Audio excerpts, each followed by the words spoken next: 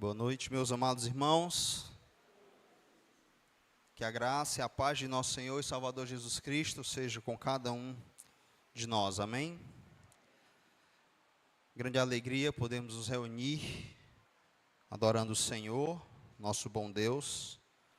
Também rever alguns irmãos que há alguns dias não os via. Então, uma grande alegria podemos estar aqui para adorar o Senhor junto com o seu povo.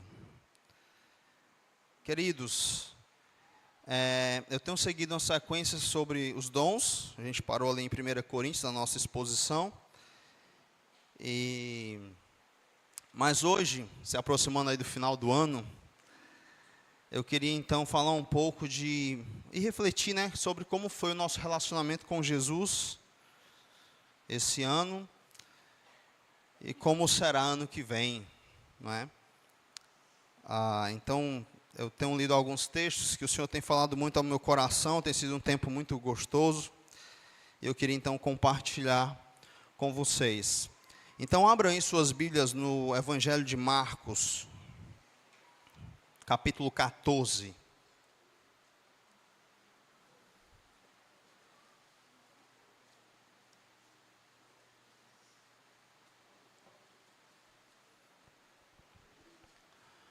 Marcos, capítulo 14.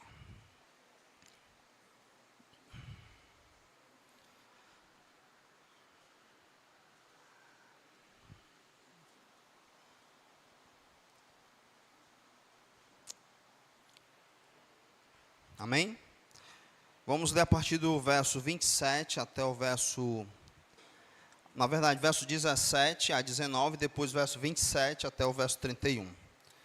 Então, do 17 ao 19 diz assim: Ao cair da tarde, foi com os 12, quando estava à mesa e comiam, disse Jesus: Em verdade vos digo que um dentre vós, que come comigo, me trairá. E eles começaram a entristecer-se e a dizer-lhe, um após outro: Porventura sou eu? Respondeu-lhes: É um dos 12, o que mete comigo a mão no prato. Agora o verso 27. Então lhes disse Jesus: Todos vós vos escandalizareis, porque está escrito: Ferirei o pastor e as ovelhas ficarão dispersas. Mas depois da minha ressurreição, irei adiante de vós para a Galiléia. Disse-lhe Pedro: Ainda que todos se escandalizem, eu jamais.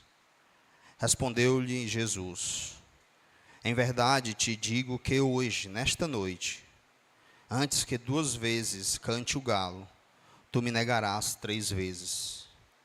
Mas ele, com mais veemência, ainda que me seja necessário, mas ele insistia com mais veemência, ainda que me seja necessário morrer contigo, de nenhum modo te negarei. Assim disseram todos. Pai Santo, esse texto nos faz refletir em como muitas vezes nós te tratamos e como o Senhor nos trata. E te pedimos que essa seja uma noite especial, uma noite que o Senhor vai rasgar corações com a Tua palavra, que Teu Santo Espírito vai aplicar e transformar Teu povo pelo poder da Tua palavra. Se há alguém entre nós que ainda não se rendeu aos Teus pés, confessando-te como o único, suficiente Salvador e Senhor de sua vida, que o Senhor troque esse coração de pedra e coloque um de carne, e faça dessa noite também uma noite de salvação. Confiamos inteiramente no poder da Tua palavra, na ação do Teu Santo Espírito, nos méritos de Cristo, é que nós te oramos. Amém.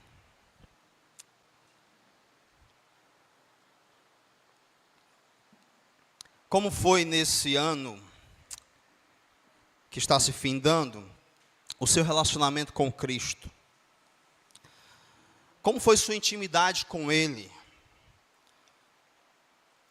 Você chorou alguma vez esse ano na presença dEle, só você e Ele?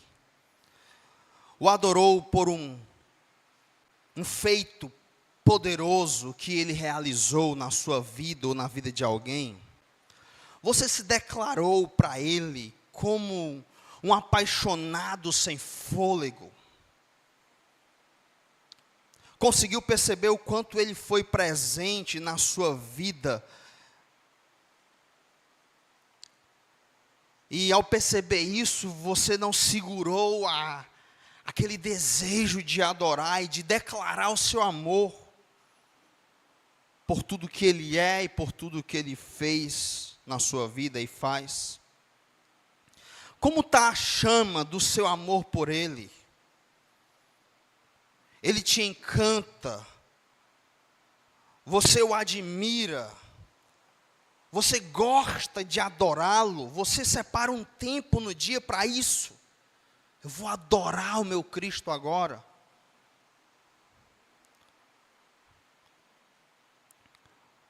Tudo que você vai fazer, você se preocupa se isso o agrada ou não?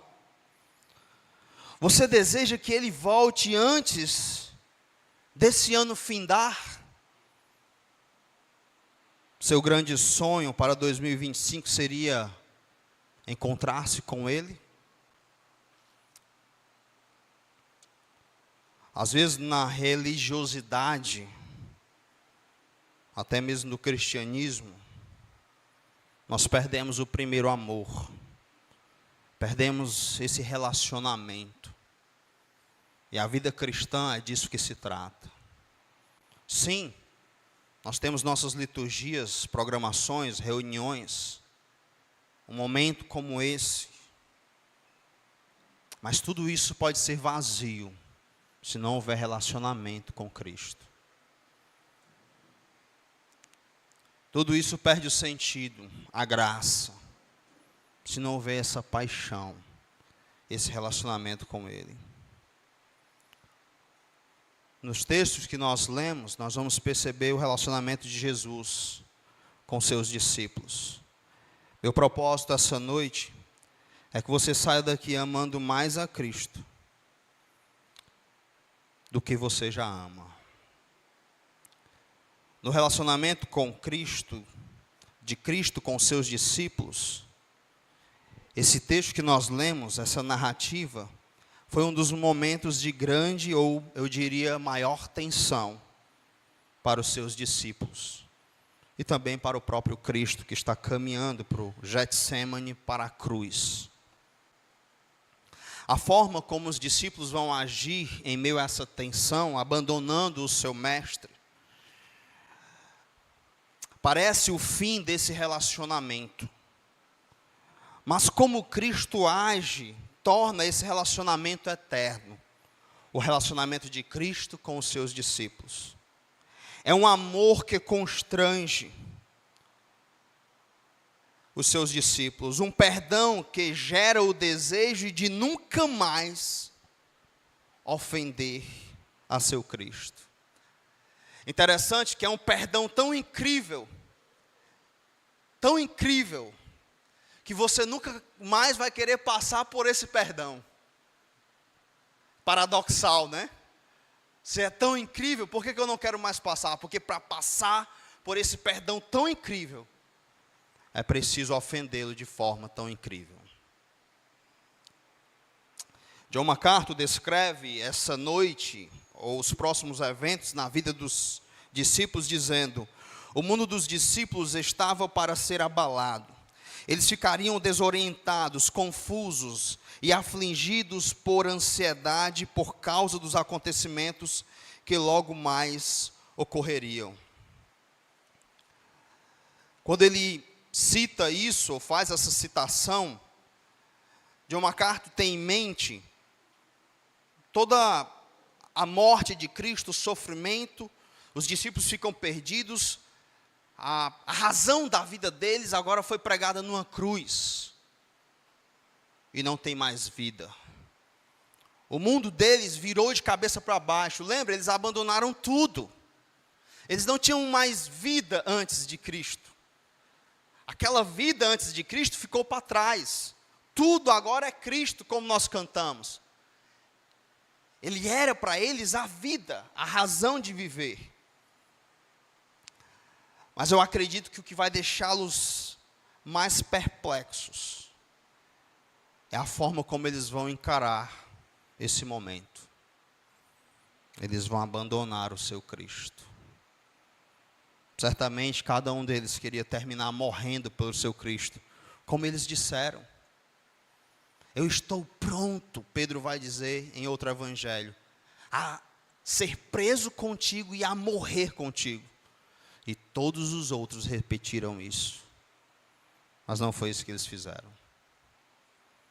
Eles o abandonaram e o negaram.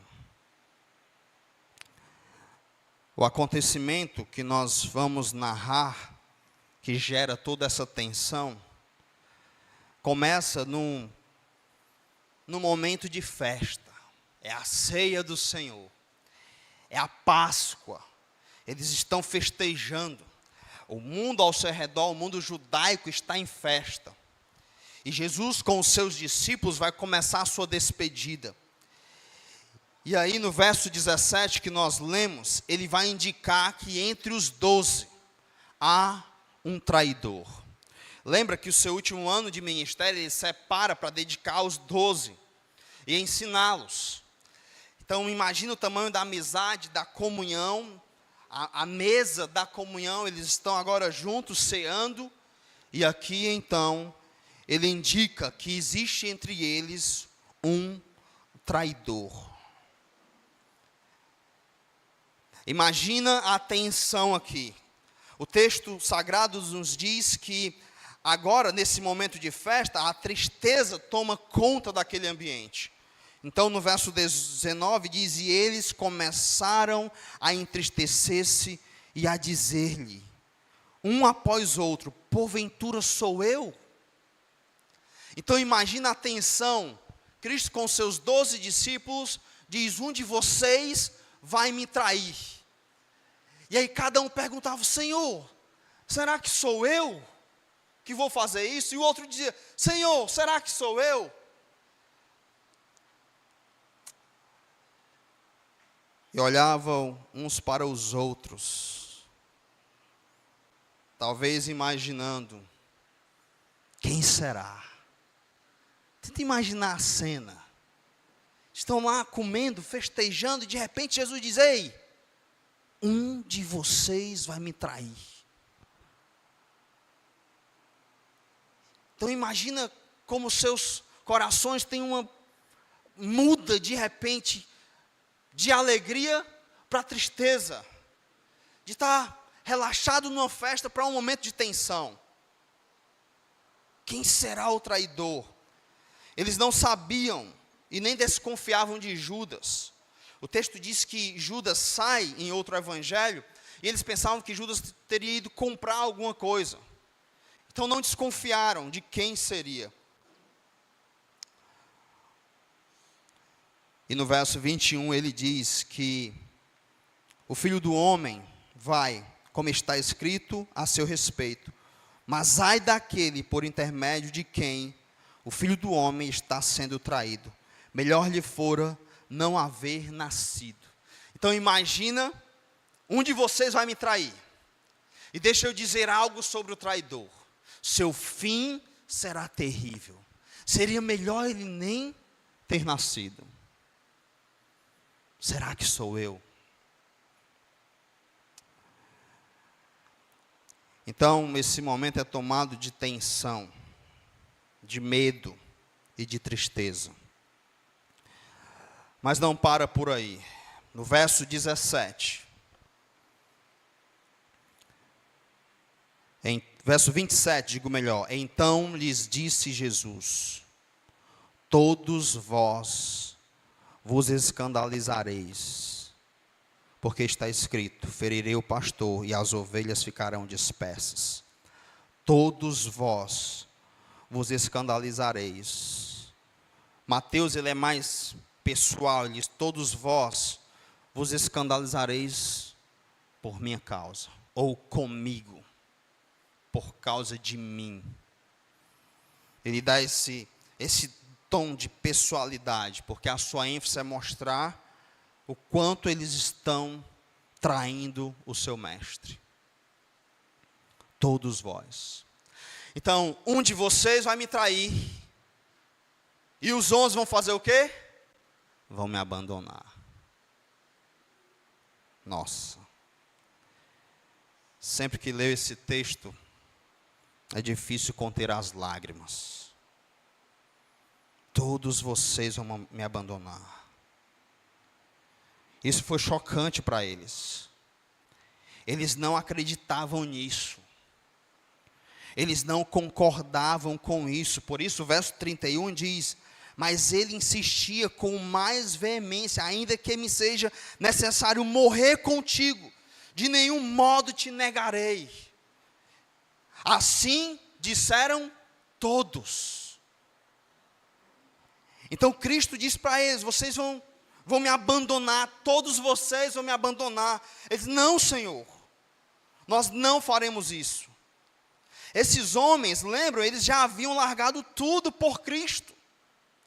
Deixado Mateus 19, 27, Pedro pergunta: Senhor, nós deixamos tudo por ti, o que vamos receber?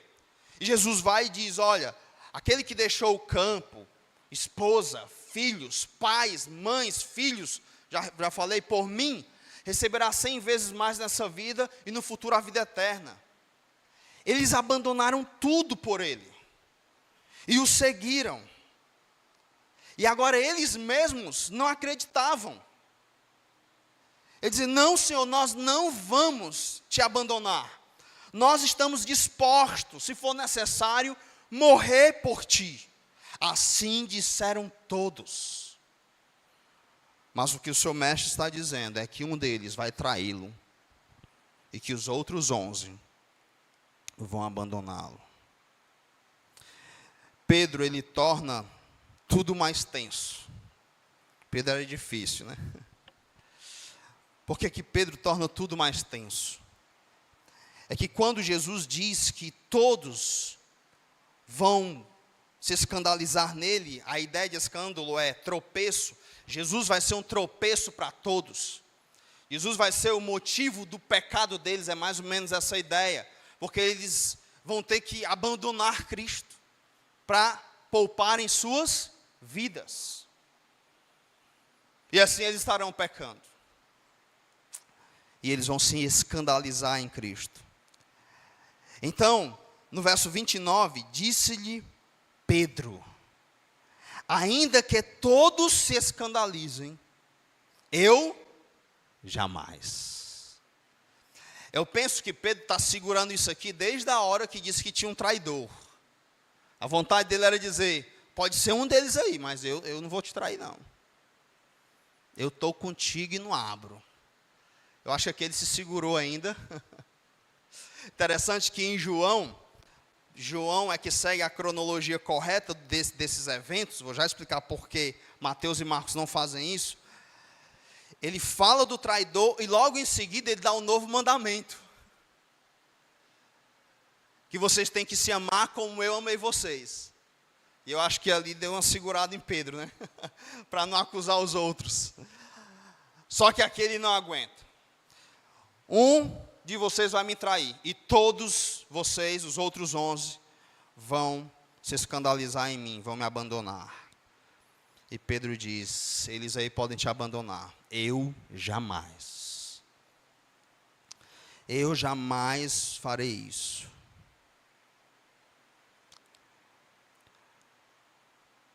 Pedro então é avisado que vai negá-lo. Então ele se volta para Pedro, e no verso 30 ele diz: respondeu-lhe Jesus: em verdade te digo que hoje, nesta noite, antes que 2 vezes cante o galo, ou 2 galos cante, tu me negarás 3 vezes. Em Lucas, falando desse evento aqui, É interessante essa pessoalidade com Pedro. Talvez após a sua arrogância ou autoconfiança, Jesus fala a Pedro da seguinte forma: Simão, Simão.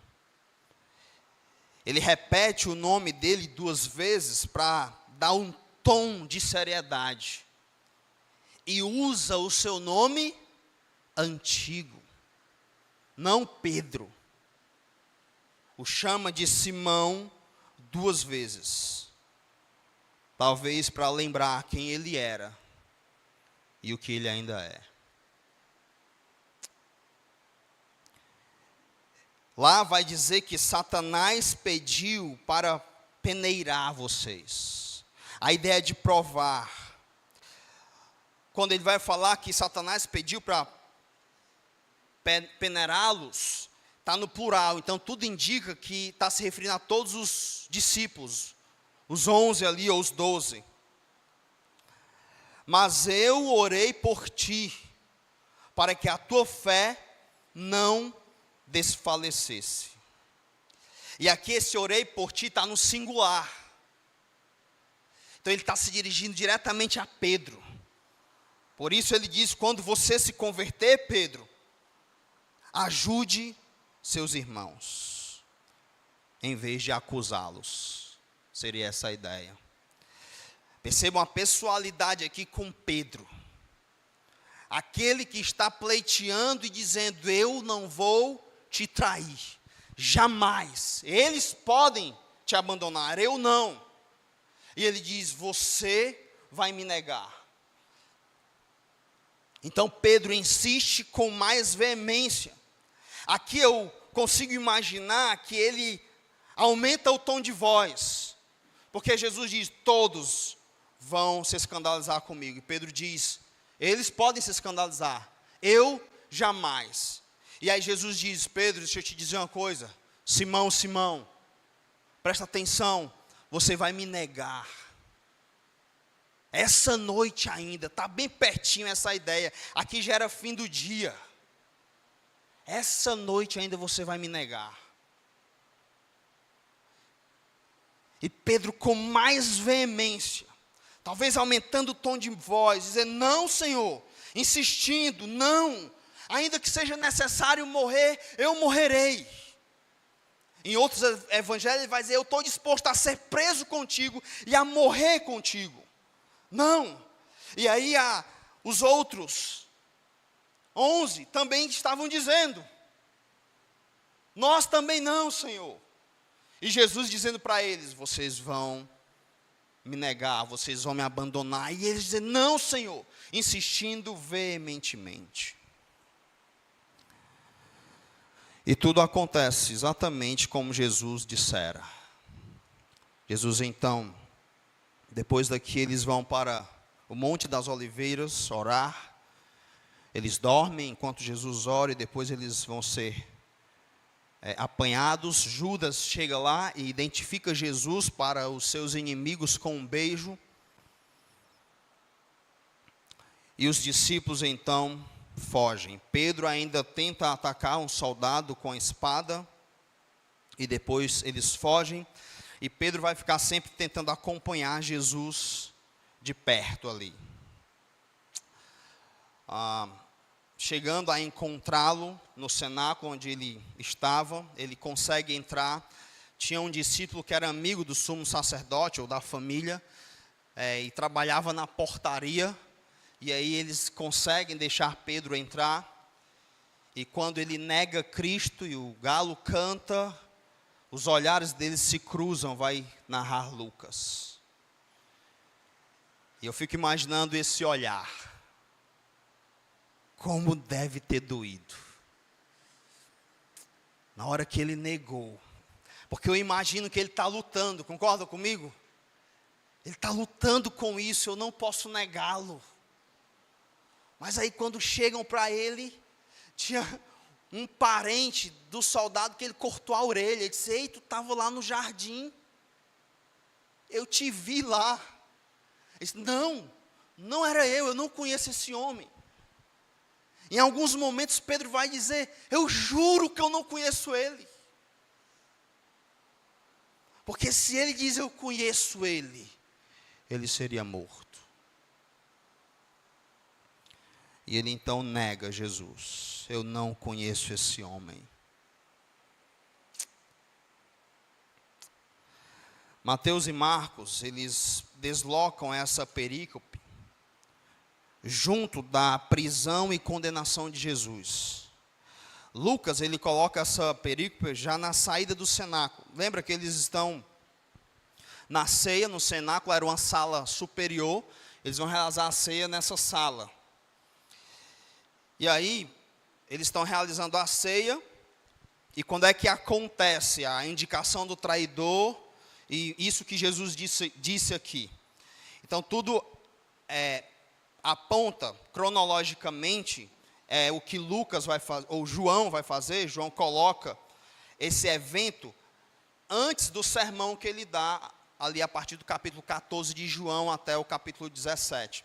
Então, João, ele indica o traidor, depois ele fala do novo mandamento, depois ele vai ali e fala sobre o lava-pés, do serviço e tal, fala dessa traição ou do negar de Pedro, e aí ele começa o seu sermão, lembra, 14, não se turbe o vosso coração, crede em Deus e tal, aí vai até o 17, terminando com a oração sacerdotal, e aí quando ele termina essa oração, é que ele vai para o Monte das Oliveiras, onde ele vai ser traído lá. Então percebam que essa parte aqui acontece lá no cenáculo. Para Lucas, parece que acontece no caminho. E para Mateus e Marcos, cronologicamente, parece que acontece lá no jardim. Então, por que Mateus e Marcos fazem isso? Por que eles deslocam?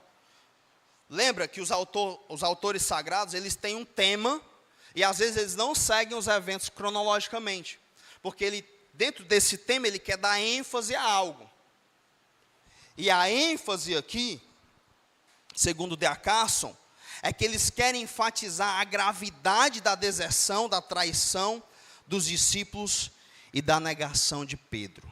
Tanto Mateus como Marcos querem dar ênfase a isso. O quanto isso foi terrível.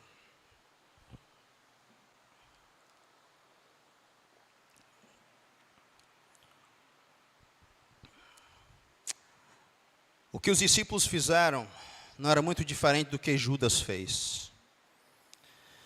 Então, nesse momento, é até difícil de diferenciá-los de Judas. Judas não discutiu com Jesus, dizendo que estaria pronto para ser preso e para morrer com ele. Como eles foram hipócritas, irmãos. Como foram covardes e incrédulos. Como, após 3 anos, vivendo ali, como João, que estava deitado ali no peito de Jesus, o discípulo amado, que dissera, eu estou pronto a morrer contigo, agora o abandona. Quando a morte chegou, eles a viram de perto, eles preferiram a vida do que ao seu mestre. Algumas horas atrás eles disseram, nós estamos prontos a ser presos e a morrer por ti. E agora eles estão fugindo. E agora Pedro está dizendo, eu juro que eu não conheço esse homem.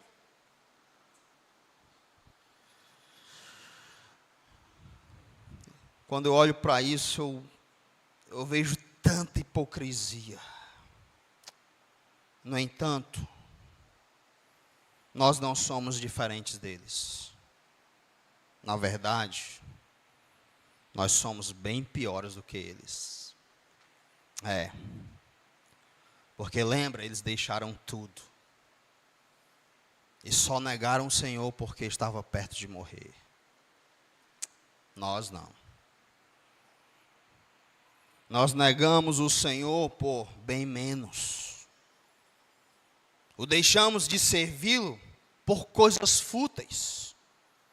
Para muitos aqui, ele é só um programa de final de semana. O compromisso com ele e com as coisas dele, na maioria das vezes, estão abaixo dos outros compromissos seculares. Seu reino, não é prioridade. As outras coisas são prioridades. E aí, quando dá certo, quando dá tempo, quando não há nada tão importante, aí sim eu penso nas coisas dele. Pense nesse ano, o que você sacrificou por causa do reino. Qual conforto você perdeu por causa do reino? Que loucura você fez por causa do reino? Que brigas, lutas, batalhas você travou por causa do reino? Não, a condição para nós o servirmos é, se ele abençoa a nossa vida, não mexe nas minhas prioridades, aí eu vou lá na igreja. De vez em quando. Eu vou lá, sento, canto, escuto a pregação, e depois, vida que segue. Não há relacionamento. Não há essa amizade, esse conhecimento íntimo. Não, para muitos ele não é o seu Senhor. Ele não dita as regras na sua vida. Você não liga para as ordens dele.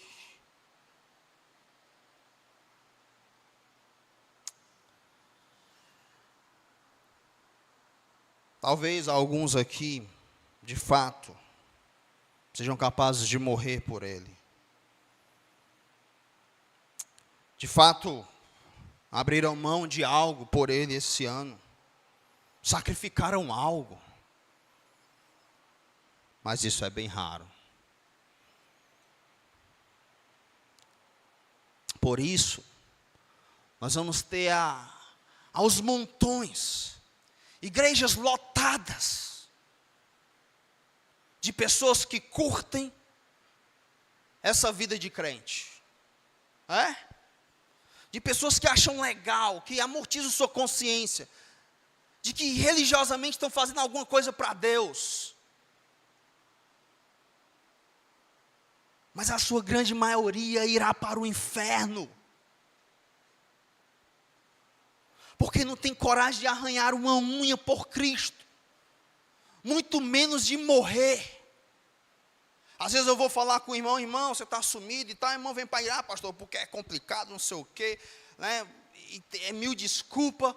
Então, assim, imagina se fosse para arrancar um braço seu. Imagine se fosse para arrancar a sua cabeça. É porque quando se trata do reino, nós somos todos organizadinhos, né? Não posso gastar aqui, tal, de Uber, isso aqui, aquilo outro. Não, o meu esposo não pode me levar. Então, quando ele não pode levar você para a igreja, você acaba a sua vida? Você só faz as coisas se ele levar? Não, é porque se trata do reino. É porque são as coisas da igreja. E assim nós vamos levando, sempre dando desculpa. Dá uma desculpa, outra desculpa, outra desculpa. Sempre assim, irmãos.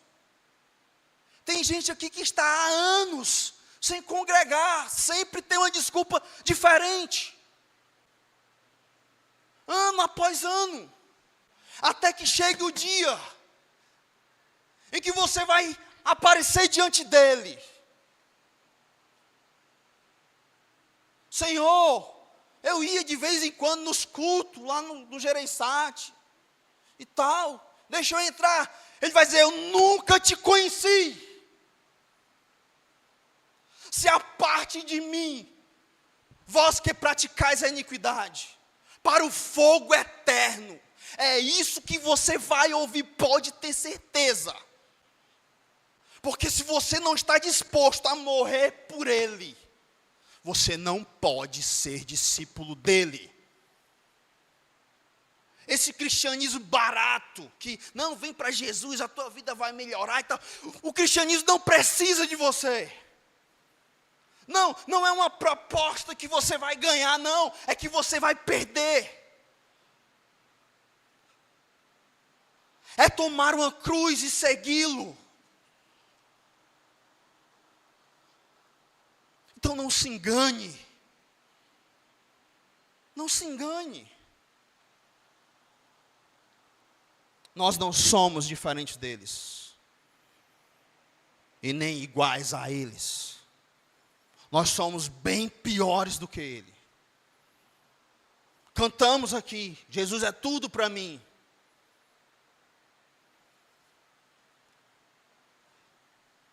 Pense aí no seu pecado agora. Você vai deixar de praticá-lo amanhã?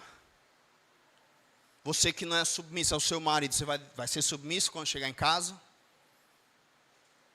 Você que não contribui com o reino, você vai contribuir agora? Você que não tem compromisso, que mal aparece na igreja, você vai se comprometer agora? Posso esperar ver você aqui quarta-feira? Só quarta-feira? Posso esperar ver você aqui no domingo? Você agora vai servir? Você vai falar do evangelho a partir de agora? A maioria não, vai continuar vivendo a mesma vida inútil no reino. E eu preciso avisar isso a vocês. Isso não tem nada a ver com cristianismo. Não tem nada a ver.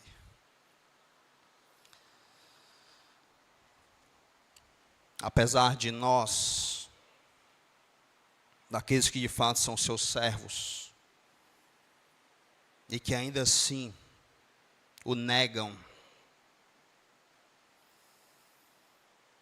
aqueles que tiveram um real encontro com Cristo, e que passam por momentos assim, apesar de já termos jurado lealdade, em lágrimas, e de declararmos que estamos prontos para morrer com Ele, para ser preso por Ele, ou por causa dEle. E quando percebemos, estamos negando a Ele, em coisas triviais, ou em coisas difíceis também. Alguns aqui mentem para manter seus empregos.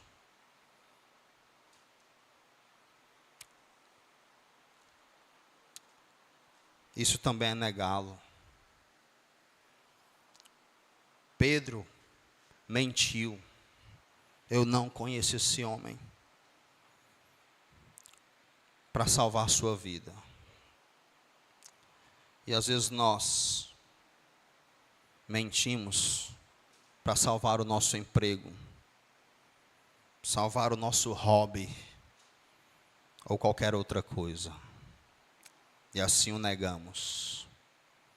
Olhamos para suas ordens e dizemos, eu não conheço esse homem. Mas lá no fundo, na vida dos regenerados, dos que amam o Senhor, quando passam por isso, eles ficam arrasados. Eles ficam muito mal com isso. Eles chegam a duvidar da própria fé. Será, pastor? Alguns irmãos já perguntaram, será que eu sou crente mesmo? Eu fiz isso? Outros desejam morrer.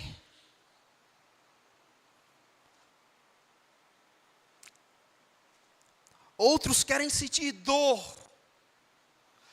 Os puritanos, quando pecavam, eles ficavam de luto. Era um mês triste. Como eu pude fazer isso? Como eu estou com vergonha de olhar para o céu. Como eu estou com vergonha de orar a Ele.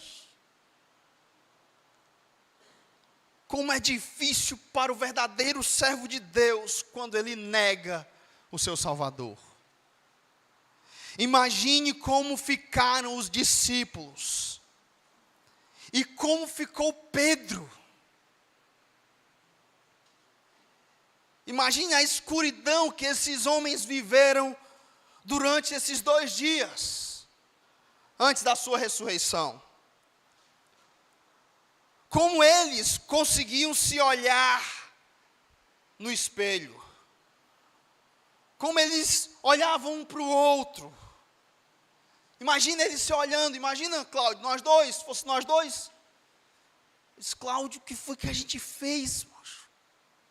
A gente acabou de dizer que morreria por ele.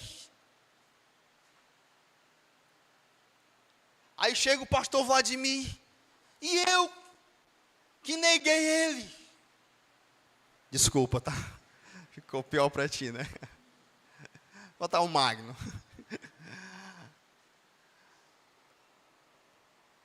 Como é que a gente ia se olhar? Como eu ia explicar isso para as outras pessoas? Ei, cadê teu mestre? Não, eu abandonei ele. Mas tu ensinava que tinha que deixar tudo por ele. Ser capaz de morrer por ele. Se eu te disser que eu fiz foi negar ele. Eu jurei que eu nem conhecia ele. Estava com tanto medo de morrer. Mas tu não falou que ele ensinou para vocês que não deviam temer aquele que vão matar o corpo, mas aquele que pode pegar o corpo e a alma e lançar no inferno? Que vocês podiam confiar nele. Se vocês perdessem essa vida, vocês iam ganhar. Mas nós não conseguimos. Como explicar isso para a esposa? Imagina Pedro explicando para a esposa. Eu neguei ele. Eu jurei que não conhecia ele. Imagina eles explicando isso para os filhos.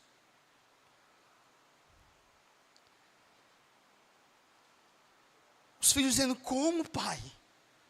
O senhor jurou que não conhecia Jesus?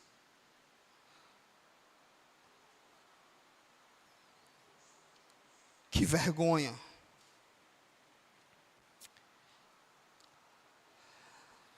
Que terrível, irmãos, passar por isso aqui. Não sei você, mas eu na minha caminhada cristã já passei muitas vezes. Sim.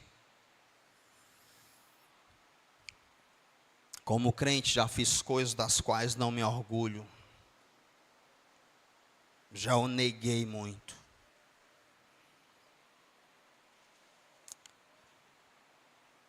E o que me encanta no meu Salvador e no seu Salvador é como ele reage a uma traição. É como ele trata um traidor como nós. É por isso que eu o amo tanto.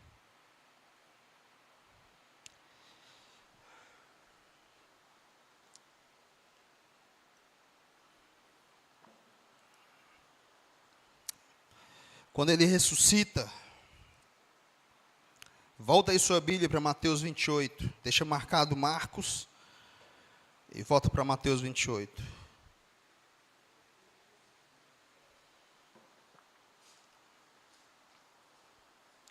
Verso 7. As mulheres vão até o sepulcro. E elas encontram um anjo que dá um recado para eles. E logo em seguida elas encontram Jesus, que também dá um recado a essas mulheres. Eu quero que vocês observem bem isso. Verso 7 diz assim: E depois depressa e dizei aos seus discípulos que ele ressuscitou dos mortos e vai adiante de vós para a Galiléia. Ali o vereis. É como vos digo.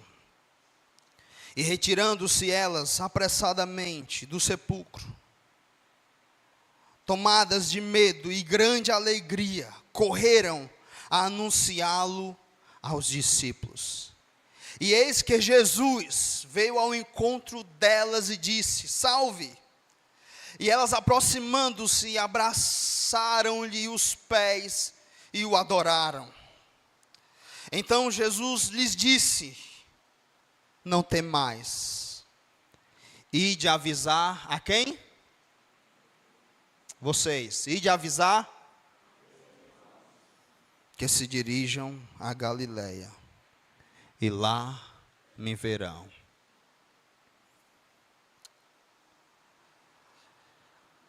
Ele vai em busca deles com um amor e um perdão que nunca vamos entender.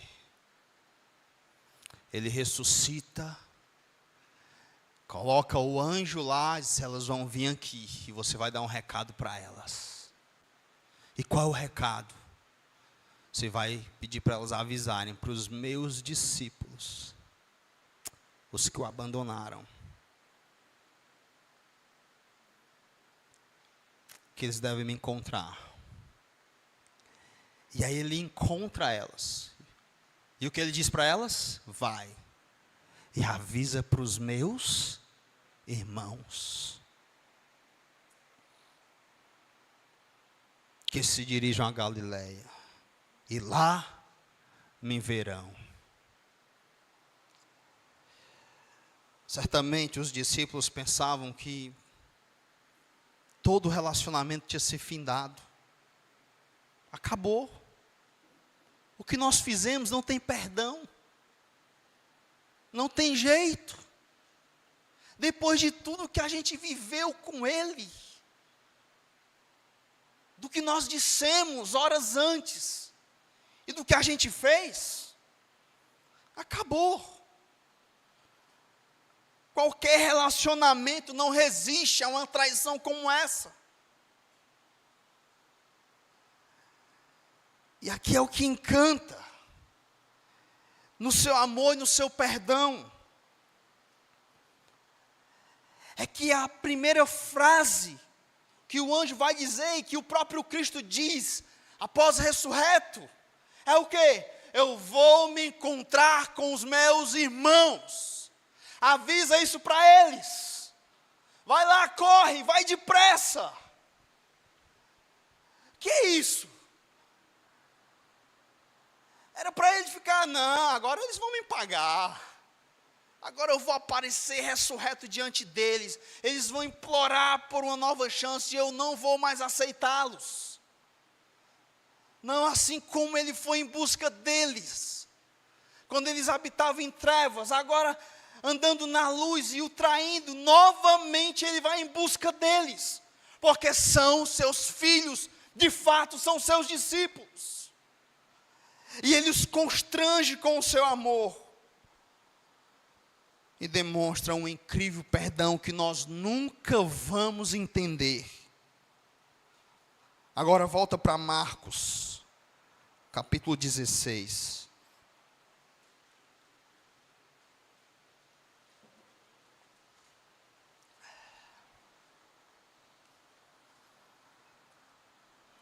Verso 6 e 7.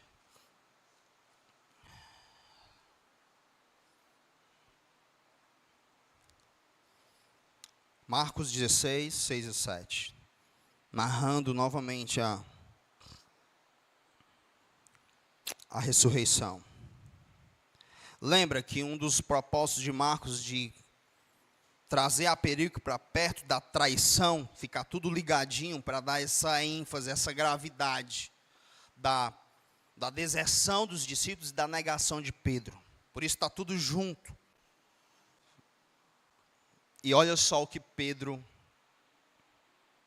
narra aqui, que não é narrado por Mateus e por nenhum outro evangelista. Ele, porém, lhes disse: não vos atemorizeis, buscai a Jesus o Nazareno, que foi crucificado. Ele ressuscitou, não está mais aqui. Veio do lugar onde o tinham posto.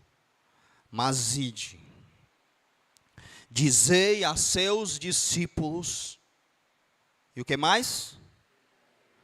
E a Pedro, que ele vai adiante de vós para a Galiléia, e lá o vereis, como ele vos disse. Dizei a seus discípulos e a Pedro.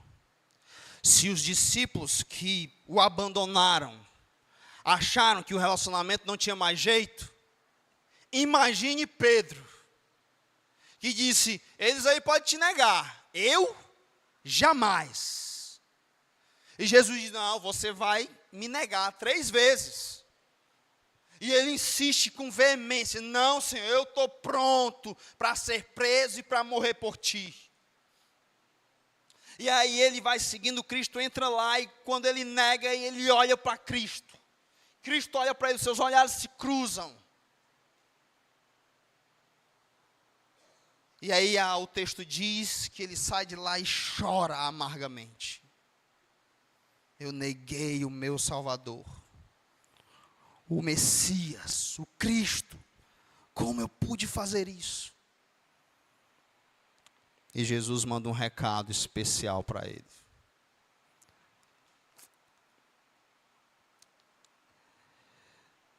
Jesus, ele sabia como estava o coração de Pedro.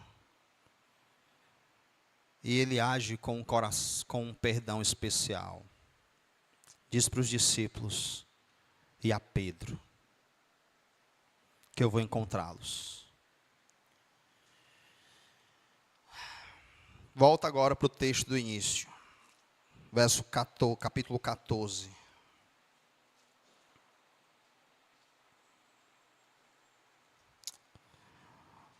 Verso 28. Esse verso eu não li. Após dizer que todos iam se escandalizar nele, no verso 28 ele diz, mas depois da minha ressurreição, irei adiante de vós para a Galileia. Ele já está falando desse encontro. Antes de ser traído. Antes de ser abandonado. E quando ele ressuscita, a primeira coisa que ele fala é sobre o encontro. Sabe o que me encanta aqui? É que Jesus vai para a cruz. Vai para o Getsêmani suar gotas de sangue. Vai enfrentar a ira de Deus. Vai ser entregue aos homens para ser escarnecido.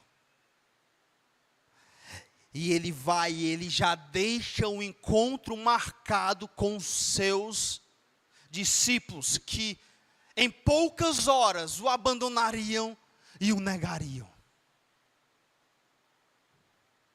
O relacionamento dele com os seus discípulos não é fundamentado nessa traição, no passo em falso que eles deram, mas é no que ele vai fazer na cruz, demonstrando o quanto ele os ama e os perdoando. Inclusive esse pecado de negá-lo, de jurar que não o conhecia. Esse amor e esse sacrifício é tão incrível, que ele já estava cobrindo o pecado que eles ainda iam cometer. E o amor de Cristo é tão incrível, que sim, ele não desiste da cruz, por pessoas como eles, e como nós. Se eu fosse começar um relacionamento, e eu soubesse que eu seria traído, o que você me aconselharia? Só, olha, eu vou casar com uma pessoa, vou me sacrificar por ela, vou dar de tudo, do bom e do melhor. Mas eu sei que eu vou ser traído várias vezes. Aí eu perguntaria para você, e aí eu caso? Você diria o quê?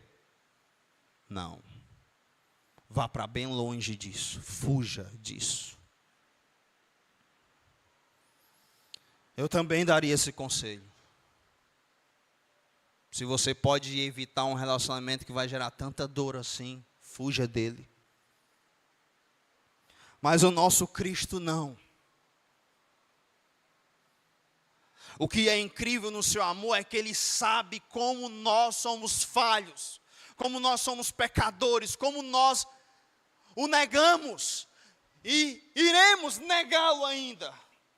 Ele já sabe disso, mas ainda assim Ele continua nos amando.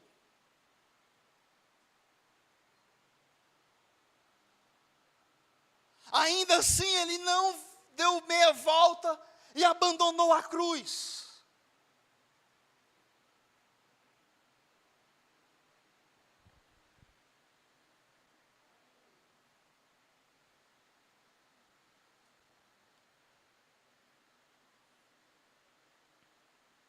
Ele nos ama.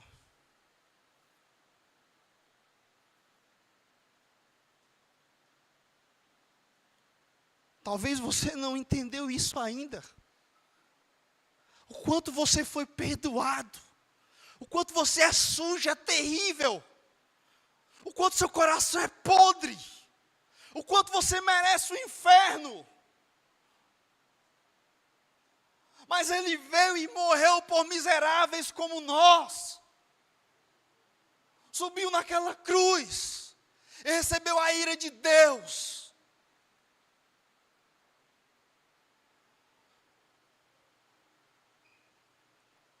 Quem nesse mundo nos amaria assim? Quem nos perdoaria assim? Só Ele. Só o nosso Cristo. Por isso o amor dele deve nos encantar, por isso o seu perdão deve nos constranger. Por isso ele deve ser de fato o amado da nossa alma, o bem mais precioso. Ah, meus amados irmãos, que o Espírito Santo revele para nós o tamanho desse amor. O tamanho desse perdão. Porque muitos de nós, de fato, não entendeu nada sobre isso. Não entendeu nada sobre a cruz. Não. Tudo não passa de um negócio que é legal. É legal ser crente, eu preciso ir para a igreja para as coisas darem certo na minha vida.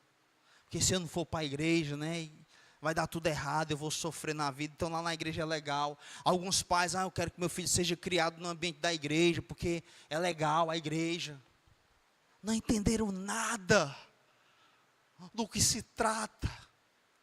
Por favor, entenda hoje. Olhe para mim aqui. Entenda hoje. Daqui a pouco esse mundo vai ruir, tudo vai acabar, e a única coisa que vai valer é isso.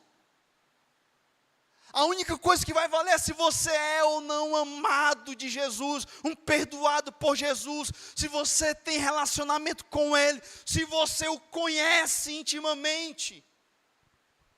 É a única coisa que vai valer.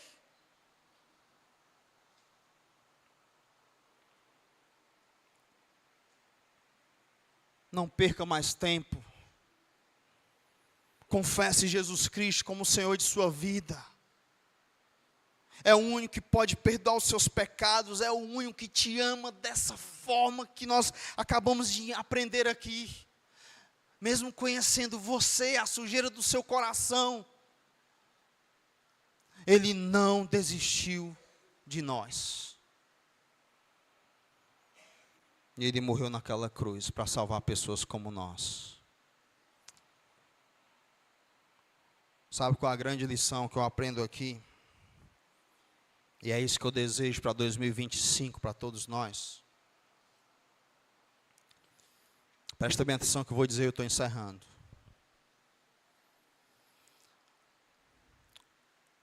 Eu falei aqui que Ele já sabe que nós vamos pecar, que nós vamos cair, nós vamos negá-lo algumas vezes, certo?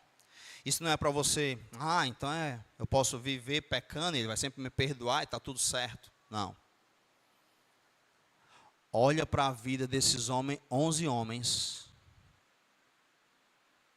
quando eles foram perdoados dessa forma. Como é que foi a vida deles depois? Foi uma vida relaxada? Foi? Foi uma vida de brincadeira?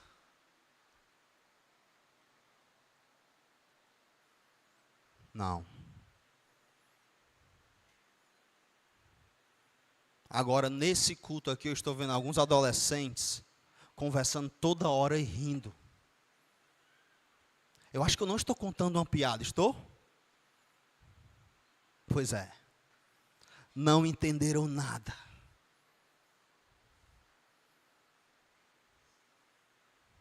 Esses homens aqui, quando eles entenderam o tamanho desse perdão, como é? Jesus quer me encontrar de novo. Ele disse, e disse para Pedro também, eu que o neguei, ele quer me encontrar, eu tenho uma nova chance, ele ainda me ama, ele me perdoou. Pedro, corre lá. Como é que foi a vida deles, irmãos?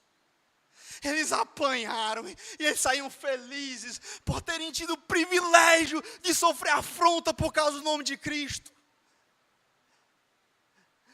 Todos eles foram martirizados. Nenhum deles morreu de velhice, exceto João, mas ainda foi cozinhado numa banheira de óleo. Pedro foi crucificado, diz a tradição, de cabeça para baixo. Sabe por quê? Ele diz, eu não sou digno de morrer com o meu Salvador. Me crucifica de cabeça para baixo. Cadê os homens covardes? Cadê os traidores? Cadê aqueles que abandonaram a Cristo? Eles entenderam o quanto eles são amados e o quanto eles foram perdoados. E isso transformou a vida deles.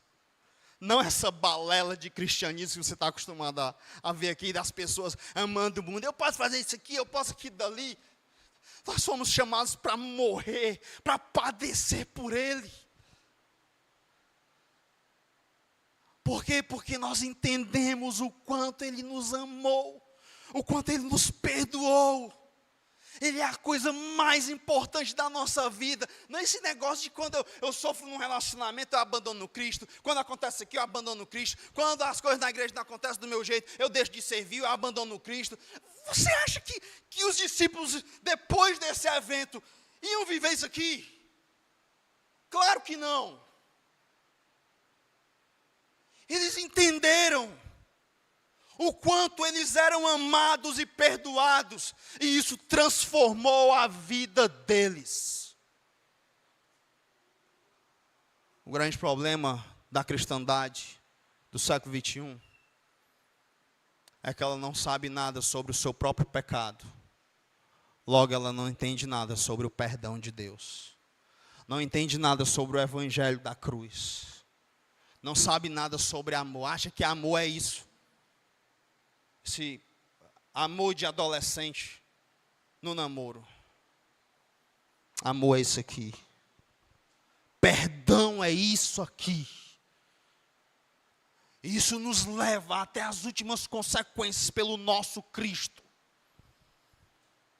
Por isso esses homens, após entenderem o quanto foram perdoados e amados, suas vidas foram completamente entregues à morte pelo seu Salvador.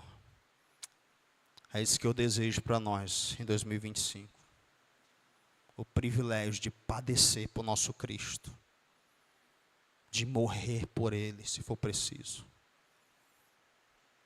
Começando nas pequenas coisas. Amém? Vamos orar. Senhor, meu Deus e meu Pai. Ó Deus, como o Senhor ama pessoas como nós.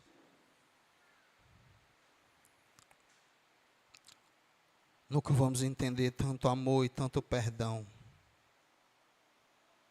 Obrigado. É só o que temos a te dizer, obrigado. Obrigado porque o teu perdão nos livrará da ira vindoura. O teu perdão nos livrará do inferno. O teu perdão nos levará para um lugar onde nunca mais choraremos, nunca mais sentiremos dor, onde não haverá luto, o teu perdão, que é capaz de perdoar pessoas como nós, traidores. Que esse perdão, Deus, transforme nossas vidas. Que o teu amor de fato nos constranja a não viver mais para nós mesmos, mas sim para o nosso Cristo, que por nós morreu e ressuscitou. Essa é a nossa oração, em nome de Jesus. Amém.